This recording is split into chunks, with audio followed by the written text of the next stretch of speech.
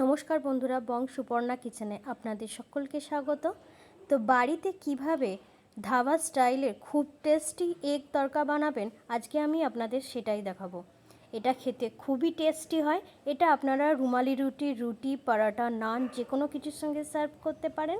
আমি যে পদ্ধতিতে বানাবো আপনারা প্লিজ সেই পদ্ধতিতে একবার হলেও ট্রাই করবেন, দেখবেন টেস্ট দারুণ হয়। তো চলুন কিভাবে বানাচ্ছি সেটা দেখে নেওয়া যাক।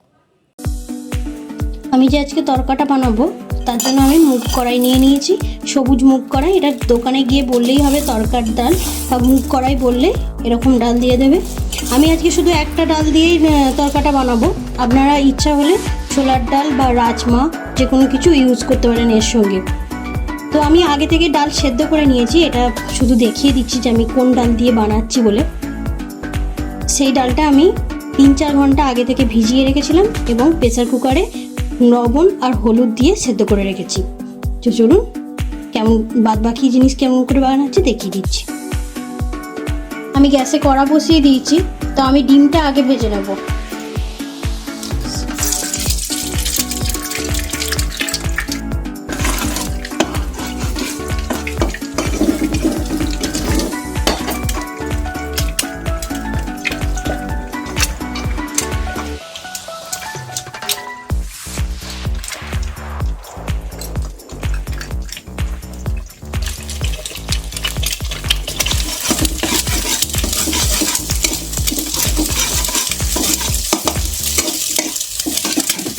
আমি ডিমটা আগে থেকে ভেজে নিচ্ছি। অনেকে ডিম পরেও দেয়, তবে আমি বাড়িতে তড়কা বানালে ডিম আগে থেকে এইভাবে ভেজে তুলে রেখে তারপরেই তড়কার মশলা বানাই। আমি আবার একটা কড়া বসিয়ে দিয়েছি, তো দিয়ে দিচ্ছি সরষের তেল। আমি কড়াই তেল দিয়ে দিয়েছিলাম, তেলটা গরম হয়ে গেছে। এবার দিয়ে দিচ্ছি জিরে আর শুকনো লঙ্কা। জিরে শুকনো লঙ্কাটা হয়ে গেছে, তো দিয়ে দেবো পেঁয়াজ কুচি। পেঁয়াজটা আমি একবারে মিহি করে কুচিয়েছি।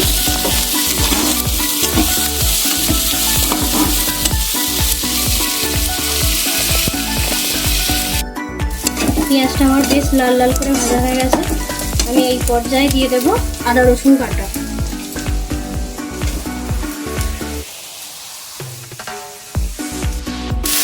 আদা রসুনটা দিয়েও আবার একটু ভাজবো।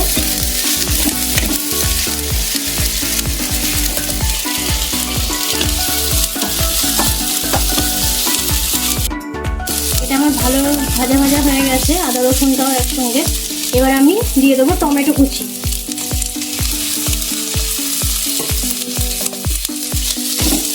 টমেটোটাও একটু ভাজা করে নেব।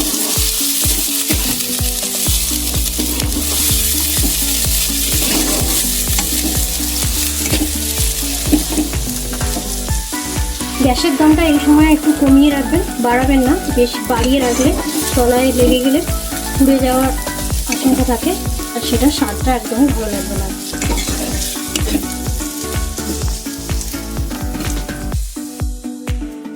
টমেটোটা আমার বেশ একটু ভাজা ভাজা হয়ে এসেছে, নরম হয়ে গেছে। তো আমি গ্যাসের দামটা বাড়াইনি, কমিয়ে টমেটোটা ভেজেছি। এবার আমি গুঁড়ো মশলাগুলো সব দিয়ে দেবো এক এক করে। জিরে গুঁড়ো, কাশ্মীরি রেড চিলি পাউডারটা যে যার আন্দাজ মতন দেবেন, আমি অল্প করেই ঝাল দিলাম। হলুদ গুঁড়ো দিয়ে একসঙ্গে সব মিশিয়ে দেবো।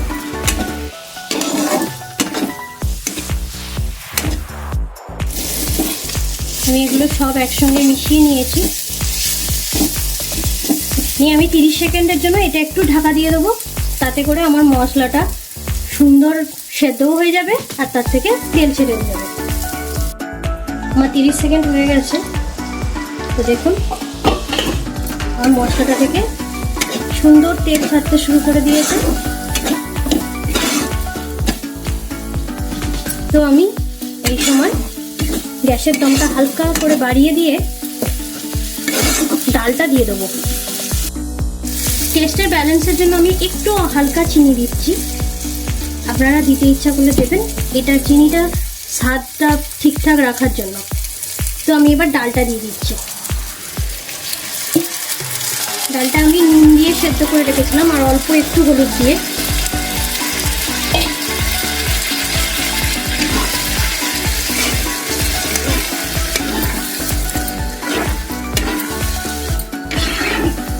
এবার হালকা হাতে ডালটাকে মশলার সঙ্গে ভালো করে মিশিয়ে নেব।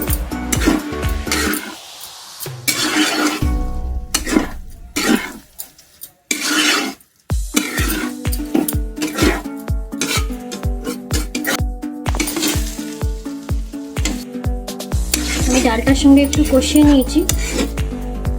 তো আমি এখানে তড়কা মশলা ব্যবহার করছি, আপনারা এটা দিতেও পারেন না দিতেও পারেন, এটা যে যার ইচ্ছা অনুযায়ী।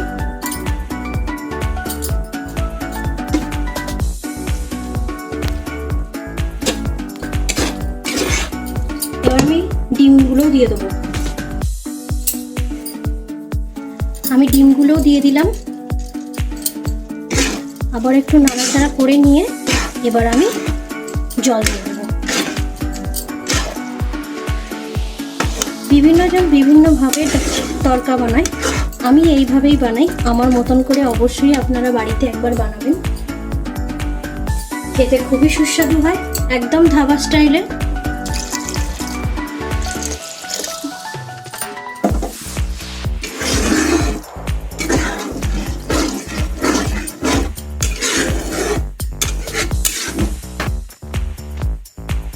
এবার এটা একটু ফুটে গেলে আমি এখানে আরেকটা তড়কা লাগাবো, সেটা দেখাচ্ছি।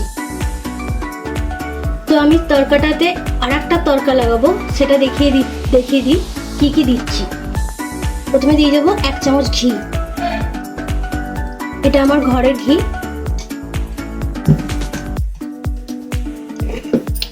দিয়ে দেবো এতে জিরে, গোটা জিরে।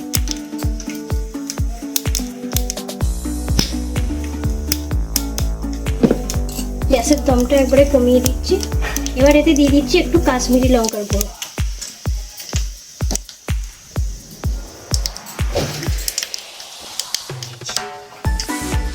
দিচ্ছি একটু কসুরি মেথি। এটা আমার হয়ে গেছে। এটা আমি এই তরকারিটা দিয়ে দিচ্ছি।